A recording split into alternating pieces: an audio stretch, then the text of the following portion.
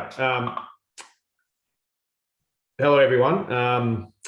My name's not Kerry Keegan Watson, which may be on my screen. I'm actually Christian Ryan. I'm one of the directors here at Choice, and my role here with the firm, along with our investment partners, Zenith, is to look after the portfolios that I know that many of you are invested in.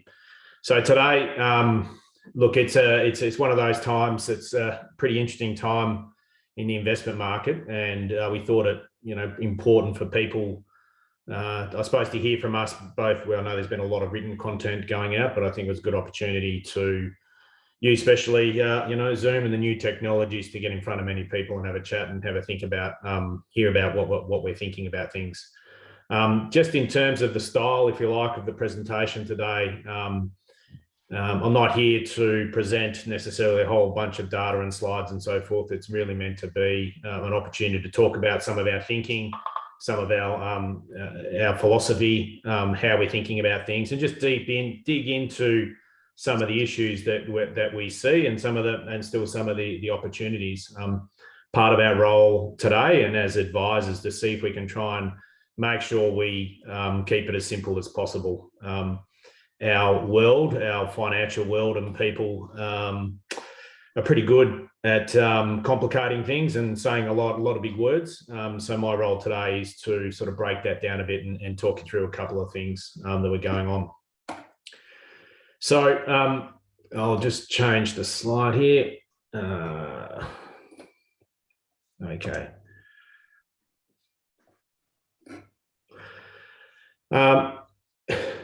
Look, a couple of things that I hope that we'll get out of today. One is we need to make sure that you can have a better understanding of what's going on and have some perspective. There's a lot of stuff happening in this world, and we've got to have perspective on what that actually means. We'll talk through a little bit about, I suppose, what we know and what we don't know. And I think it's important to understand those two things.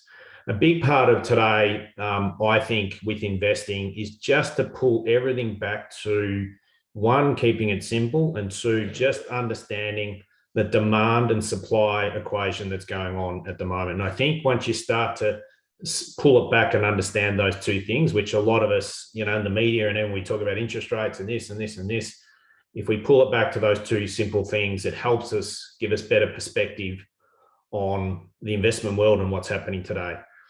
There are risks. There are risks all over the place, but at the same time, there are some really great growth opportunities that exist, out there in the marketplace.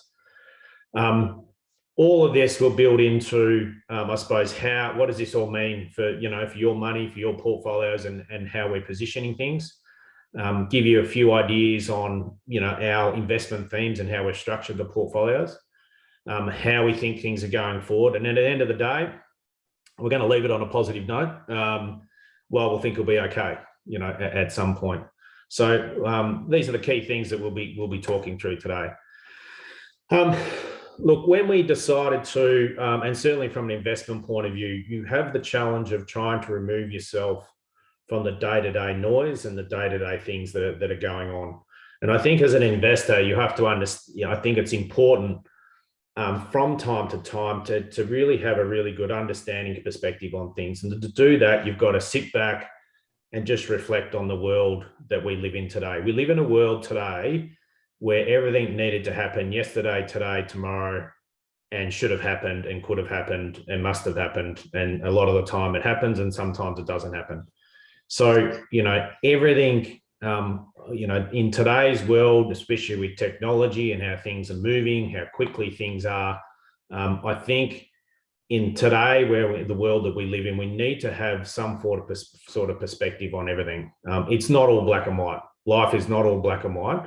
And I think a lot of the information and news and media and stuff that gets presented to us is very black and white, and it gets shoved in our face. So I think, it's important from an investment point of view to sit back and look at things in perspective. Particularly the third point, when we don't know, we are now living right now in a time when there's a lot of uncertainty. If we sat back here 6 months ago, life sort of felt pretty good, pretty comfortable. Life was, asset prices were going up, interest rates were low, people were spending money, and people still are spending money, but they're spending a lot of money. But when things are uncertain, we look for certainty. If we look past today, particularly in our eyes and our lenses over a longer period of time, we have a much different perspective on what might happen in the future. That, we all of us, struggle or almost always looking at what's in front of our eyes. But from our point of view and from an investment point of view, we need to look further at that. And the final point, which I suppose is our role to communicate with, is try and block out all that noise and keep it as simple as possible. Here are the things that we know, and I know that many of you will be reading the newspapers, reading material, reading the news all over the place. But it was interesting when you sit down and you take that sit back perspective and you go, well, what do we know? Well, we know that interest rates are rising, inflation is rising, volatility is rising, uncertainty is rising, tensions are rising, liquidity is drying up. Everyone's sitting on the sidelines more so these days. Go, well, I don't know what's going to happen, so I'm just going to sit here on the sidelines and wait to see what happens. Asset prices, as clearly as many of you seen, including property, are going down, and everyone seems to know about everything. The media is reporting on everything every day. You're getting it in your face, and that's quite unsettling. But when you look at all that, what we know today, and I'm not highlighting anything that a lot of you don't already know, is that we know all those things, and the markets know all those things, and then what the market's trying to do is price, if you like, in the future, what those actually mean. What is it we don't know? Well, put simply, we don't know how long this will go for and by how much. Why? The key one for me about all this is that people are making decisions every day, and I'm going to get to the investment specifics in a moment. But everyone's making different decisions every day, which affect the outcomes of where the markets are going, and particularly some have more influence over that. So, like governments, central banks, large capital providers in the marketplace who are having dramatic effects on where money is going, not going, or sitting on the sides. So with things, are uncertain, and with these things going all over the place, we don't know, and we look for certainty, for what that is. Now, I'm going to show people a little clip. I'm switching screens here. Hopefully everyone can see this. Can everyone see a video coming up? Yep. Okay. You might ask yourself, well, why are you showing this video, right? Hopefully everyone just nod their head if they can see the video? Okay, yep, cool. I reckon this is a great example of the world we're living in today, right? Some of you would know and probably know that there's been passport issues going on all around the country. And I wanted to show this video because it highlighted a range of things. One is simply supply and demand, which we're going to talk about at the moment. Two, the rising cost of getting a passport. Three, tension and volatility that's going on between people. And four, why did this happen? Right. So I'm just going to play it for you. I know some of you are aware of it and some of you won't, but I'll play it anyway. Are being forced to queue for up to 7 hours as passport staff struggle to deal with a massive post-pandemic backlog. 2 million passports expired during lockdowns, creating long delays and distress for travellers caught in the mayhem. Hundreds of desperate would-be travellers getting nowhere in a hurry. Melbourne passport applicants stuck in line for hours. For many, there's no time to waste, and the wait is causing serious distress. I haven't really slept the last couple of days. It's been pretty stressful. Natalie Charles is due to fly next Thursday for a long-awaited post-lockdown family reunion. The trip hinges on her getting a passport today. We're heading over to the UK. My husband's from there, and we haven't seen his family for quite some time. The official advice is to expect a passport application to be processed within 6 weeks. Barry Russell has been waiting for over 3 months. Well, this is my third trip up to the passport office to find out when I'm getting it. Almost 400,000 passport applications were processed in the first 3 months of this year, a surge in demand after 2 years of closed international borders. Half day I'm not working just because I want to get my daughter's passport sorted. Applicants forced to join the queue after getting no response online or over the phone. High demand for our services and long wait times are being experienced. Managing the queues has become a task in itself. The long wait begins here, outside, in a laneway, more than 100 metres away from the office entrance. Inside, there are 10 staff here to handle hundreds of inquiries and passport pickups.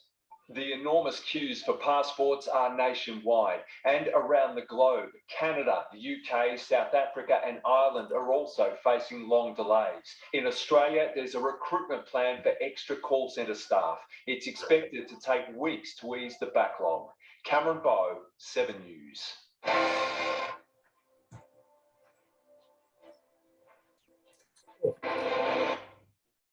Turn that off. Stop sharing. Sorry about that. Hopefully see my presentation again. The reason why I showed that to people is that I think it highlights what's going on and has been going on in the last couple of years. The pandemic or COVID has had real lasting implications, I think, across the economy and into everyone's day of life. Now, who would have thought, I don't know, not that long ago, that getting a simple passport renewed would recreate so much havoc for people when you couldn't get it fixed up in the middle of the crisis and everyone's is expired and everyone's now trying to travel. It showed that demand, which we'll talk about at the moment, just got out of control, and supply, people couldn't keep up with it. So I'm sure there's many stories that people have been waiting for 6, 12, 18 months for a car, for a caravan. A whole range of issues have transpired because of COVID. On the page, but what I wanted to do is first of all step back, remembering what happened, what was going on pre-COVID. Pre-COVID, which is not that long ago, 2 or 3 years ago, and probably the last 5 years, unemployment sat between 5 and 6%. Home mortgage rates were around the same. Inflation was very low. People were traveling everywhere, and countries were trading between each other, and ordering was done, just in time, to name a few. It wasn't as if a whole bunch of new people, came into this world overnight and started consuming things. We must remember that, COVID, and therefore what the government did, which was the right thing to do, especially early, probably have now taken it too far, where they've actually been providing the economies with plenty of stimulus for people to spend and to use as part of their life. But we also have to remember that this has been going on for some time, right? So if people, I'm sure, remember that on this call, after the GFC, central banks dropped interest rates quickly to stimulate the economy, putting money into the economy to keep things ticking over. One of the things that, from a demand point of view, that certainly the governments are focused on is that it is politically disastrous to not keep everyone happy, or as much as they can keep everyone happy. So it's been a big focus for a lot of governments around the world is to keep stimulating and providing funds into the economy so us as consumers can spend and keep things growing. No one likes seeing things going backwards. But for some time now, we've not seen a situation other than for a very short period during COVID, where these situations which are artificially, inflated, are now got to come back to some sort of normality over time. The bonus, though, of this excess demand has been savings. In general, people, because they were locked up, because they weren't doing as much, there's been an excess of savings that's built up. Much of that money has been spent on stuff. We've seen for many years, since over the last couple of years, people buying fridges and doing this and doing that. But it meant that, the economy, companies, businesses were able to keep going along. From a demand perspective, and I know that we focused on particularly on a lot of the negatives to start with, there actually are some great long-term demand, key structural growth areas that we can't forget about. In today's newspapers and everything that we read about, it's all negative. We're going into a recession, interest rates rising, inflation rising, people, tensions all over the place, that sort of thing. But there are still some great demand, long-term structural growth areas, which I'll talk about, now. These key structural areas are the ones, particularly one that we focus on as a firm, and two that we try and find out and put through the portfolio through appointing the different fund managers that are in your portfolio. And I'll talk through a couple of these to start with. Probably the number one and number two biggest, I think, structural growth areas in anywhere in the world is renewable energy, which I know has been high on the agenda throughout the world, and particularly in Australia, and technology and innovative solutions. They're probably the number one, if not number two, structural growth areas that we are focusing on, and certainly trying to, and companies that we're investing in are focusing on. The other key areas of structural growth that we see is healthcare. There's an aging population, there's demographic trends that are also and a society expecting safety all the time. Healthcare, money being spent on healthcare will continue to grow and grow and grow over the longer term. Real assets, in the end of the day, by owning real assets like infrastructure, property, these types of things, they are real. They are real. They can't go to zero and are essential to day-to-day operations. Fortunately, for people, I don't know if other people out there, but we don't have any crypto in our portfolios, right? So we can debate whether they're real or not, but from our perspective, owning things like infrastructure, property, these sort of just real assets is really important as a long-term growth area. Critical minerals, and we'll talk about that on the supply side in a moment. There are commodities in which Australia and the US particularly, but particularly Australia, is well placed to provide critical minerals and commodities to the rest of the world. And in particular, what's important to Australians. We can debate where they're selling it and what they're doing, but critical minerals is a massive growth area, continue to be for the longer term. Finance solutions. Now, although the media always talk about the four big banks and what they're up to, access to financing solution is becoming more sophisticated. It's becoming more wide and varied. It's becoming more and more available for people to access because the banks don't want to do it anymore. Well, they're doing it, but they're not doing it to the extent that people are becoming more sophisticated. In these times, you'll always see people might have taken finance too far, but there is a key growth area of finance businesses doing new and innovative things. And finally, e-commerce, not just the websites, booking stuff online. This is all the way across the value chain to warehousing, to transport, to anything in between. We see these as core growth areas. So I've just highlighted there 7 key areas that we're focusing on as key structural areas. And why I wanted to highlight that is that because in today's world at the moment, we're seeing a lot of negativity, but at the end of the day, and we'll get to how we're positioned the portfolio, these are core areas of growth that over the longer term, we feel will do a pretty good job. And to give an example of this, and it's just a case study in critical minerals, and we do have it as some part of the portfolio. there is a massive structural shift to electric cars. And in electric cars, demand for critical minerals such as lithium, cobalt, or nickel are up massively. But just think about it, electric car uses 6 times more minerals than a conventional car, and a wind turbine uses 9 more materials. So this whole push to renewable energies, which is fantastic, is using a lot more critical minerals than you actually think, right? And it's a case example where in the portfolio, we have a number of stocks through the funds that are investing in that area. So it's just, even though we're going through some, pain today, if you like, there are some great long-term growth outcomes that we need to be focusing on. I want to spend a bit of time on supply. I think one of the things that the media focuses too much is on the demand side.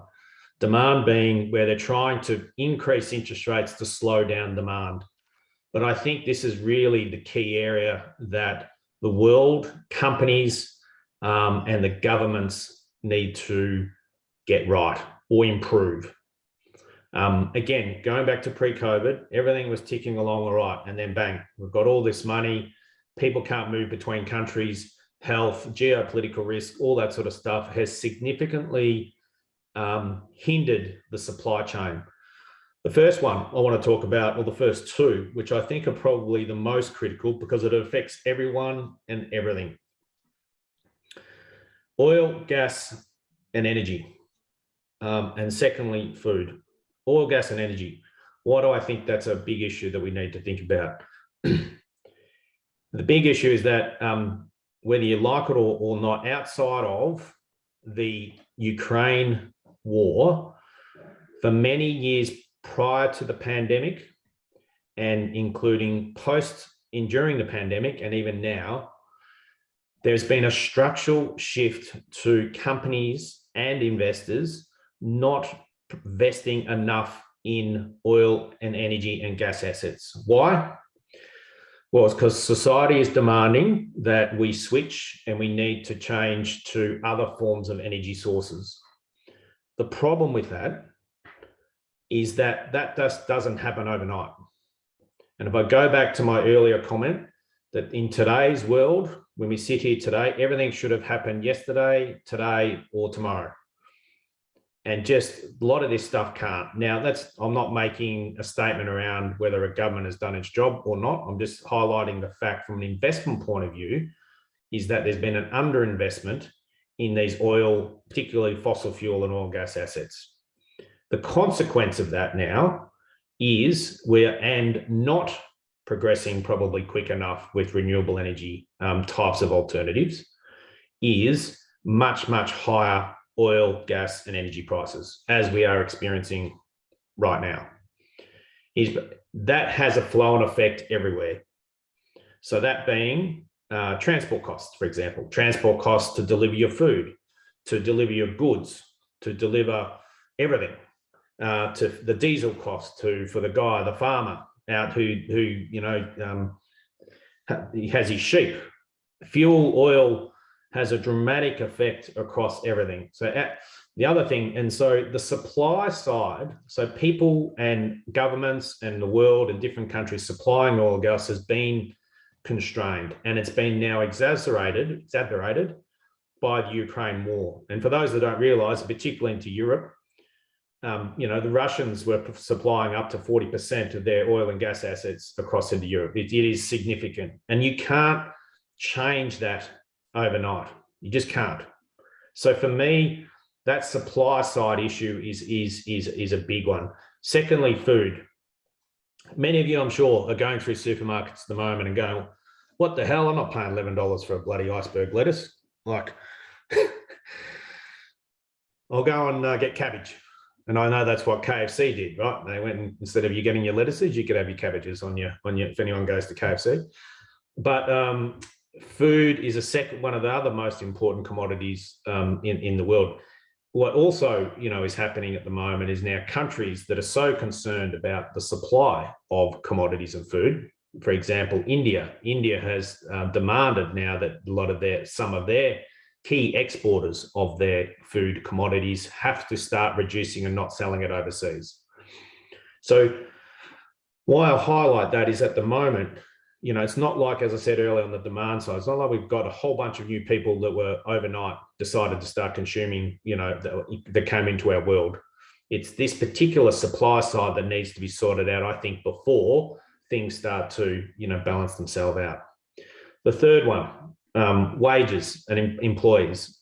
A lot of businesses just can't keep up, and not because of demand, but they just can't get staff. Why is that? Well, each country has decided to, particularly through COVID, decided to shut down, their borders, not let people travel, therefore not let people move around and actually attract and retain people within their own countries. We've gone from an unemployment rate of 5 or 6%, as I said earlier, to now 2 to 3% in this country, and like many countries, struggling to find people, and that itself needs to be another issue that needs to be sorted out. The fourth one, supply chain. You would hear this more globally being spoken about, in that particular out of China. China's been clearly, or Asian countries have been, the biggest supplier of goods, from many parts of the world. Continuous lockdowns out of China just doesn't help anyone. When you might, and put it simply, if a company is ordering a good to be manufactured and it's meant to take 3 months, but arrives 6 months or 8 months or 12 months later, that company that's selling that good starts to have significant cash flow strains on their business. They should have got the money in 3 months. Now they're going to get their money in 9 or 12. That can't keep up, doing that all the time. And obviously, fourth, that fifth one, which I just spoke about, China. China has a massive effect on not only Australia, but the rest of the world, in terms of that supply chain and their lockdowns. It's a thing we can't control, and as part of the portfolios, we actually have only, a little bit of exposure in those regions, not much. We predominantly stay in Australia and the large, developed countries. So there, look, I just wanted to highlight, these are I suppose the key for me as part of our portfolio positioning and your thinking. We need to think about how those supply issues are going to get unlocked. I wanted to highlight this, and going back to my oil and gas comment. This is if anyone's on Twitter, I'm actually not, but I found this in a bit of research I was doing. Even Elon Musk, if you like, the guy that is up there in lights for, Tesla, electric cars, solar panels, that sort of stuff. Even him, back in March this year, was talking about, I hate to say it, but we need to increase oil and gas output immediately because it's having a dramatic problem to the cost of everything. There's a balance that needs to be found, somewhere. I want to talk through some of the key risks that we're having a look at, at the moment. These are probably the 4 key things that we're trying to look through in the portfolios to see what we need to do and how we need to position things. The first one is government and policy error. Is probably, and commodity prices are probably the number 1, 2, 1, 2, and 3, and 4, to be honest, of the key risks that we're trying to work out how we need to adopt and change. For me, government and policy is probably the number 1 thing that we need to keep an eye on as part of our portfolios and our positioning. A lot of the time, as many of us experience throughout our life, we just don't know. Sometimes it's highly unpredictable as to the decisions that they will make. Secondly, commodity prices. As I said, these are the particular oil and gas affects everyone. It's not just as simple as just not driving anymore or using as much fuel. There are businesses, planes, trains, everyone using, particular energy sources to operate their businesses. Three, we haven't spoken about this much, but geopolitical tensions is probably another risk that we're thinking about. What is that? Post-pandemic or during the pandemic, you've now seen a lot of countries decide to put their arms around their country and shut up the walls a bit and make sure they protect their own countries, first before anyone else. We're seeing tensions obviously between China, and the US. We're seeing obviously Russia and Ukraine, and we're seeing all these different countries decide they want to protect themselves. Prior to the pandemic, I'm sure as many of you have experienced, we've been able to travel anywhere. We probably operated in a globalized world where everyone was happy to trade with each other all around the world. Well, these geopolitical tensions and objectives of each of these countries is starting to make that harder and harder to do. And so now what we're seeing is, particularly if I go back to the supply issues, is that countries are trying to work out how to do it themselves. Can they do it within their own country? Do they need to be trading with as much with another country? And I think that'll be a long-term trend that we'll see. And fourthly, the supply side. Supply issue continue to be strained, I reckon.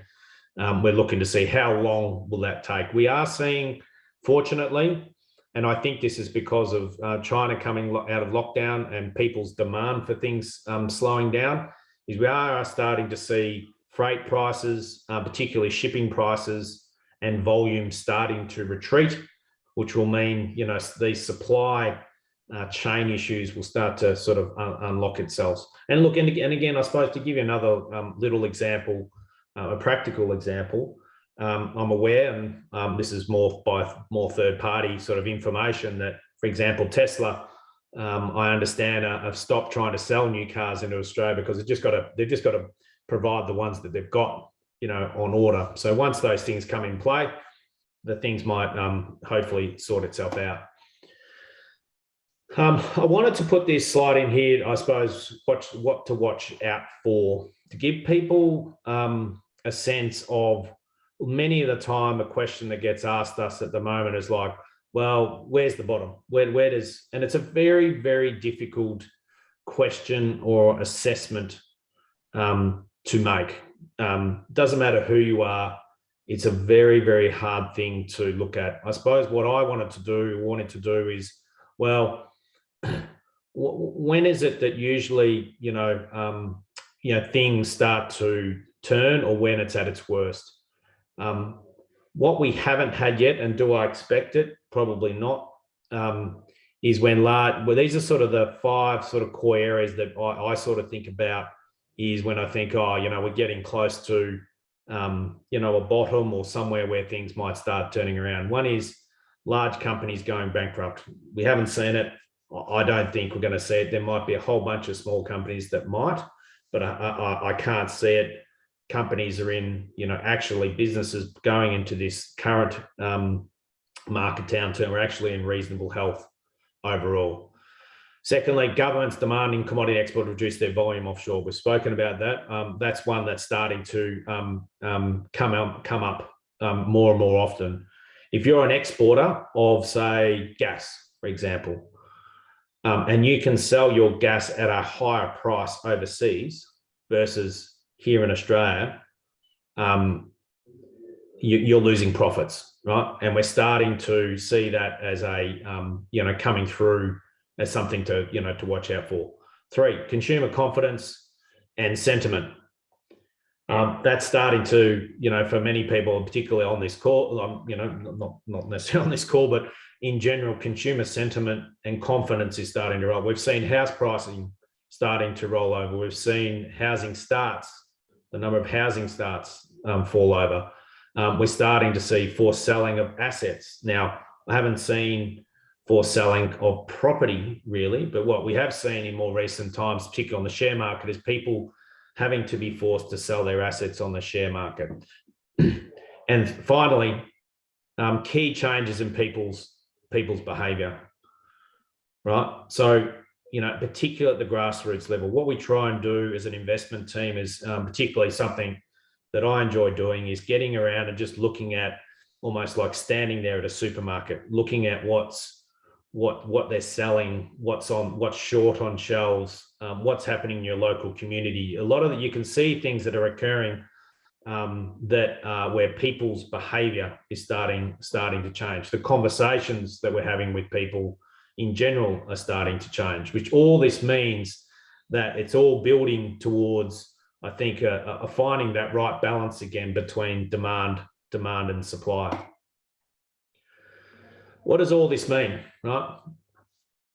For your money. And what we've done when we've spoken all about those issues, there's a lot of issues. There's a lot of positive things, but there's also a lot of issues that we're always continuing to try and work through.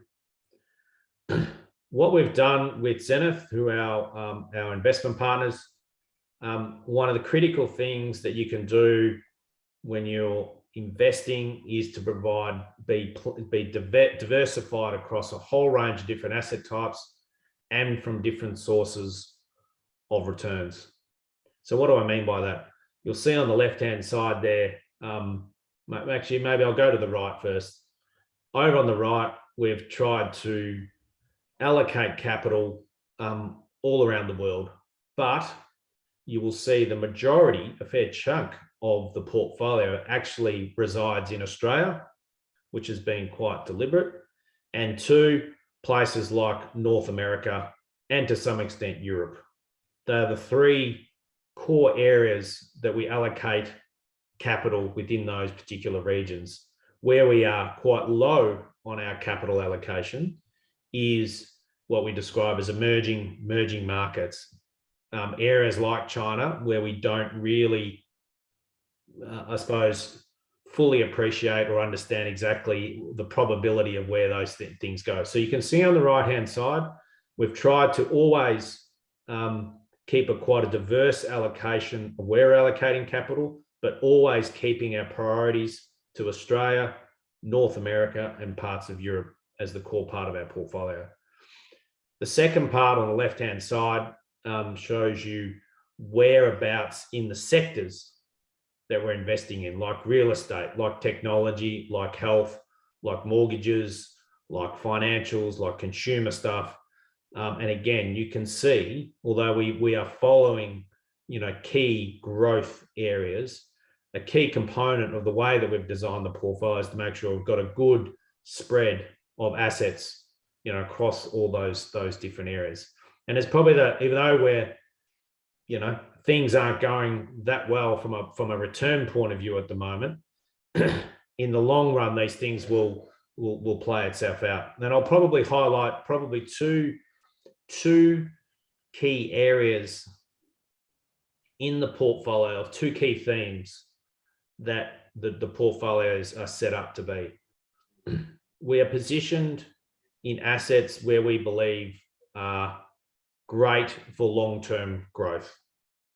There are two, and part of this has meant that certainly in the short term, we haven't performed as well. We've been investing in good technology businesses, consumer businesses, education, industrial, energy type of businesses. Some of them are holding up well, and some haven't been, holding up quite well. And then the other areas that we've been underinvesting in, like real estate, like financials, and like utilities, where in part, and when I've shown those, they are in particular types of companies, but they're areas that we felt as a long-term growth point of view, we've been underinvesting in. Just for reference, so people know, it doesn't mean we're not where it's red, doesn't mean we're not investing in those areas.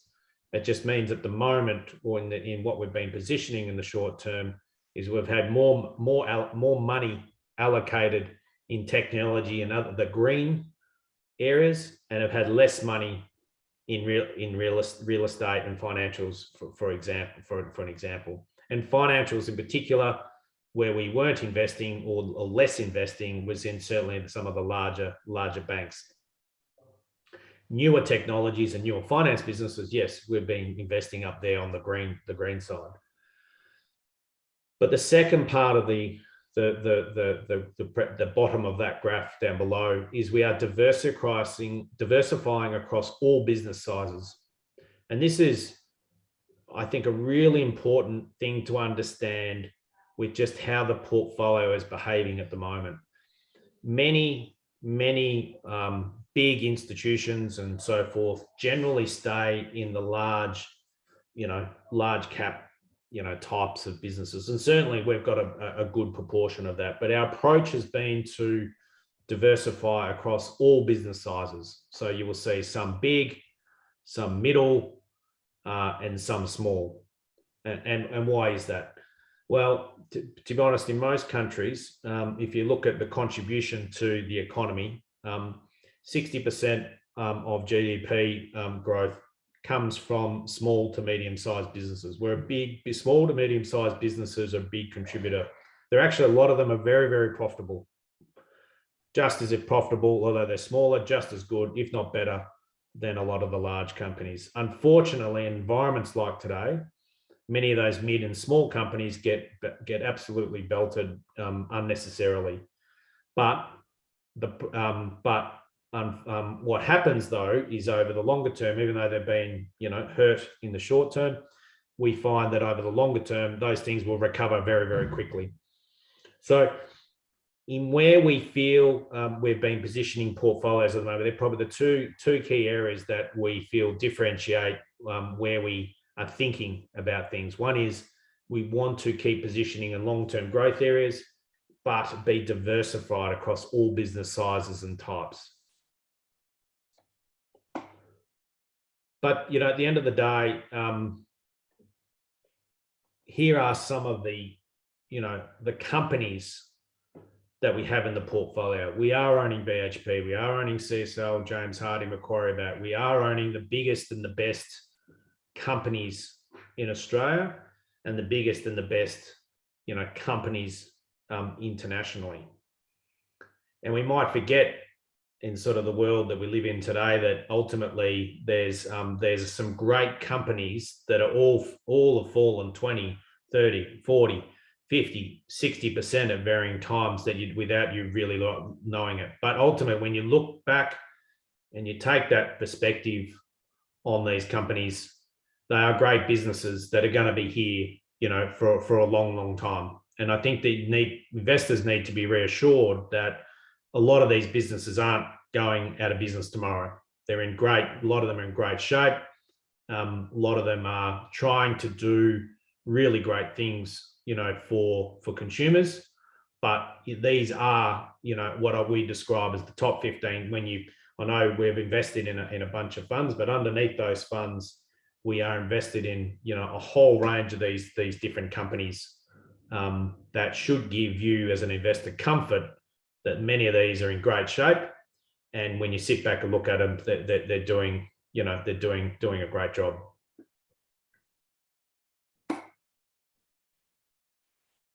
Before I sort of go, I want to touch back on the supply side, but this is how we are thinking about things, going forward. It's really important through this period. We're remaining really active in our management with our investment partners, Zenith. That doesn't mean just trading and changing and adopting and moving all over the place, just because. To be reactionary to what's going on. We're being very deliberate to not just react, to just forget about everything that's happened in the past. If we're sitting here 6 months ago, life was looking reasonably in good shape. There's been, what's probably accelerated over the many of the last years is that when things change, they change very, very quickly.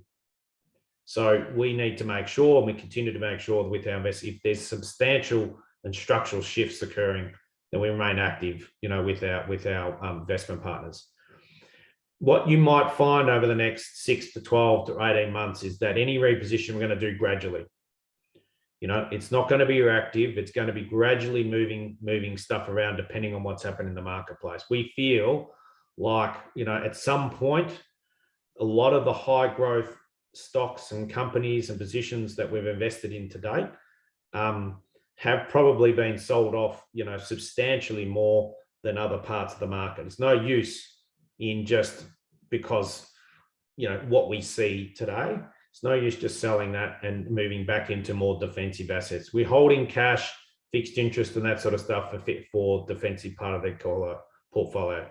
But what you will see is a gradual, as you've seen in the past, just more of a gradual repositioning of the portfolio, going forward.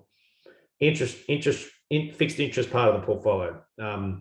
It's been very, very difficult to, get this right. I mean, fixed interest rates have gone from a very low, if you look at the 10-year rates and even cash rates, they are moving so quickly. Typically, when we invest in cash and bonds, we want to, use it as part of our defensive part of the portfolio. We have lined up a few changes that we're getting ready to gradually change. But again, our approach will be to do it gradually, not just be reactionary to what's going on. The fourth point is probably the number one. We want to keep being diversified. As you can see through all these things that we've spoken about today, things do change very, very quickly. We're not going to get it right all the time, but we hope by being diversified in these core assets will hold us up really well for the longer term.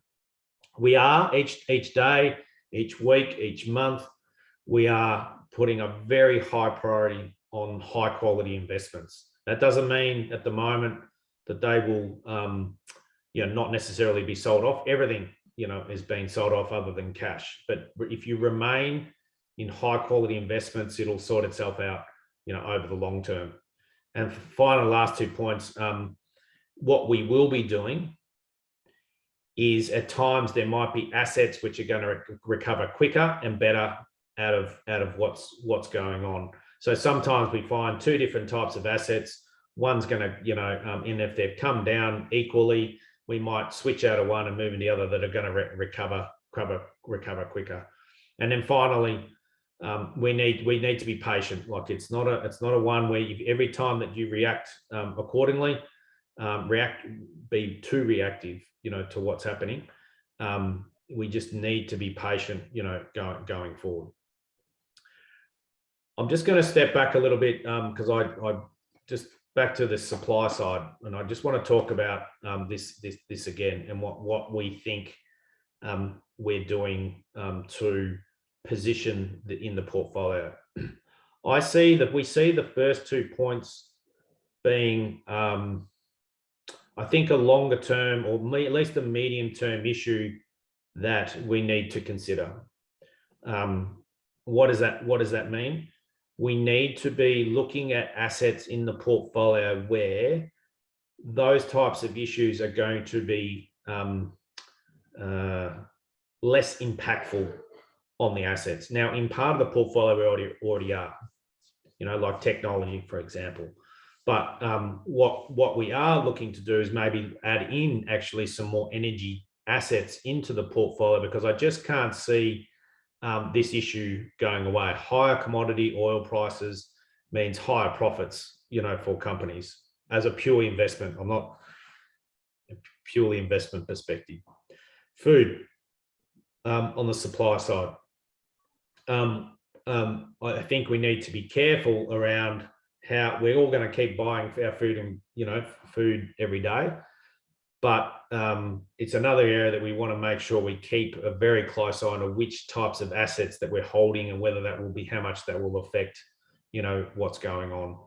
It's the second area that I think that we need to, in the portfolio, position ourselves for, one, benefiting from it. So again, owning investments that are actually benefiting from a higher commodity price, but secondly, also staying away or reducing companies that might actually might be detrimental, to. The third one, I actually think this one will sort itself out. I dare say maybe, I don't know if it's relatively quickly. Unfortunately, with rising interest rates and rising inflation, you're then going, what's that going to do? It's going to increase costs to companies, and it's going to start seeing layoffs.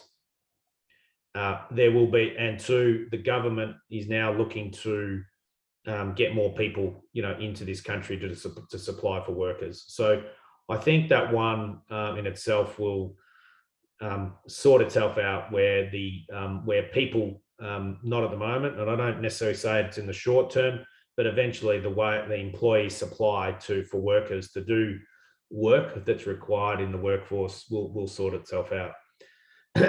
Supply chain. This is not an easy one. I know I'm rehashing here a little bit, but I'm trying to look at what we're trying to do in the portfolio is look for companies which rely less on this type of issue, or at least are considering looking at how they bring those types of supply chain management functions back into their own countries. It's probably, again, in the portfolio, why we've structured particular assets in the portfolio is being because of see how we manage that, because that issue is not going away. We don't know what China will do or other countries, but all we know is that we need to make sure that particular issue is best managed, going forward. And COVID, we've already spoken about.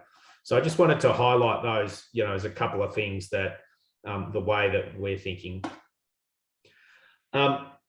Finally, and before I'm happy to ask anyone to ask questions, through the system or through the chat. I wanted to leave a page for people to think about while this will work itself out at some point. Humans are very good at finding solutions to the problems eventually. Eventually, right? So with everything that we've done in the past, we've been able to find a solution to the problem at some point, which I don't know when. Sometimes it's quick, sometimes it takes a longer time, but at some point we will find solutions to the problems that exist today. The demand, very much of what's happened today, and I think this is where people really need to understand, is that a consequence of everything that's happened with COVID and printing of money and stimulus that's coming in the economy is that the demand and supply equation has just got out of balance. It's out of whack. And it will sort itself out. And how will it sort itself out? Is demand is rolling over, unfortunately, and it will come to a point, and supply, those issues of supply will catch up at some point. So we will get this better balance happening at some point, which will mean that inflation and hopefully interest rates will be constrained a little bit. The other great thing, I think, for people to recognise is that businesses and consumers were and are relatively in a generally healthy financial position leading into these events. Everyone, you've got to have some confidence, say, to give you, I haven't got the stats here, but pre-GFC, consumers were net spenders than savers, like substantially. Whereas post-COVID and during COVID, we've been substantial net savers of money. We are spending that money now, and we are, and we've built up very healthy, in general, not everyone, but very healthy margins, in our property equity values. We've paid down some debt. Yes, there are a lot of people that have taken out other debt for sure. But I'm probably saying in general that we've actually put ourselves, because of these things, actually in a relatively healthy position.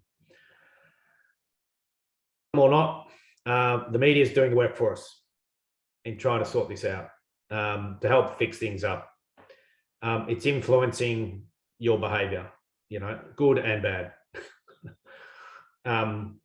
We know everything that's going on. We're starting to see, the demand and supply imbalances coming out, but the media is really good at just telling you everything that's happening today and putting it in your head of the things that you need to be thinking about and doing, whether you like it or not.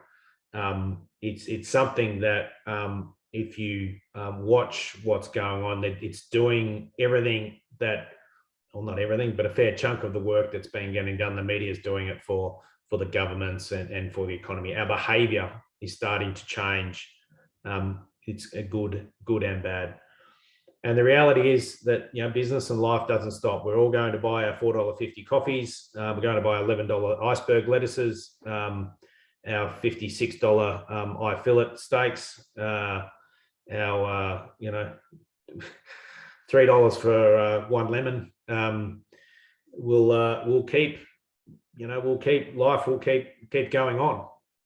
But from an investment perspective, this will sort itself out. And if I go back to this page here, we are definitely positioned in long-term growth assets across the whole spectrum. And yes, it's a bit painful at the moment, but we feel that come through the other side, it'll quickly accelerate back.